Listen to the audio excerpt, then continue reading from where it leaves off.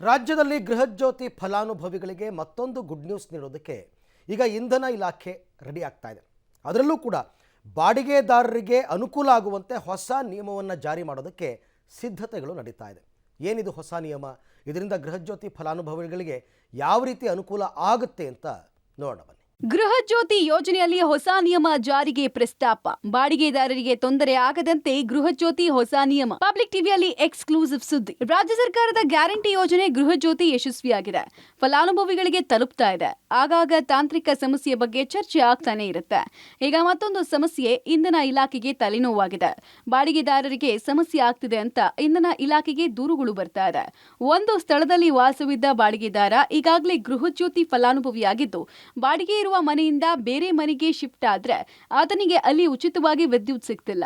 ಮನೆಯಿಂದ ಮನೆಗೆ ಶಿಫ್ಟ್ ಆದ್ರೂ ಗೃಹಜ್ಯೋತಿ ಸೌಲಭ್ಯ ಸಿಗುವ ರೀತಿ ವ್ಯವಸ್ಥೆ ಮಾಡಿಕೊಡಿ ಅಂತ ಸಾಕಷ್ಟು ದೂರುಗಳು ಇಂಧನ ಇಲಾಖೆಗೆ ಬಂದಿದೆಯಂತೆ. ಸಮಸ್ಯೆ ಆಲ್ರೆಡಿ ನಾವು ಗೌರ್ಮೆಂಟ್ ಬರ್ದಿದೀವಿ.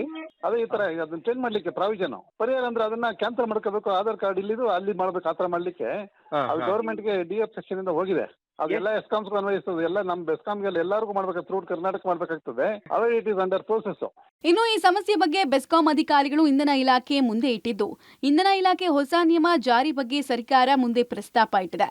ಹಾಗಾದ್ರೆ ಹೊಸ ನಿಯಮ ಏನಿರಬಹುದು ಅಂತ ನೋಡೋದಾದ್ರೆ, ಗೃಹಜ್ಯೋತಿಯ ಹೊಸ ನಿಯಮ ಏನು? ಬಾಡಿಗೆದಾರ ಬೇರೆ ಮನೆಗೆ ಶಿಫ್ಟ್ ಆದ್ರೆ ಮೊದಲಿದ್ದ ಮನೆಯಲ್ಲಿ ಸಿಗ್ತಾ ಇದ್ದ ಗೃಹಜ್ಯೋತಿ ಯೋಜನೆ ಕ್ಯಾನ್ಸಲ್ ಮಾಡೋದು, ಹೊಸ ಬಾಡಿಗೆ ಮನೆಗೆ ಆಧಾರ್ ಕಾರ್ಡ್ ಲಿಂಕ್ ಅನ್ನ ಮಾಡಿಕೊಳ್ಳೋದು, ಹೊಸದಾಗಿ ಸೇರ್ಪಡೆಯಾದ ಮನೆಗೆ 200 ಯೂನಿಟ್ ಉಚಿತವಾಗಿ ಸಿಗುವಂತೆ ಮಾಡೋದು ಯೋಜನೆಯ ಭಾಗ ಆಗ್ತಿದೆ. ಒಟ್ಟಾರೆ ಬಾಡಿಗೆದಾರರು ಮನೆಯಿಂದ ಮನೆಗೆ ಶಿಫ್ಟ್ ಆದ್ರೆ ಗೃಹಜ್ಯೋತಿ ಸೌಲಭ್ಯ ಸಿಗೋದು ಕಷ್ಟ ಆಗ್ತಿದೆ. ಹೀಗಾಗಿ ಹೊಸ ನಿಯಮ ಜಾರಿ ಮಾಡಿ ಸೌಲಭ್ಯ ಸಿಗುವಂತೆ ಮಾಡೋಕೆ ಮುಂದಾಗಿದ್ದು, ಹೊಸ ನಿಯಮ ಜಾರಿ ಮಾಡುತ್ತಾ ಕಾದ್ ನೋಡ್ಬೇಕು. Lokesh, public TV, Bengaluru.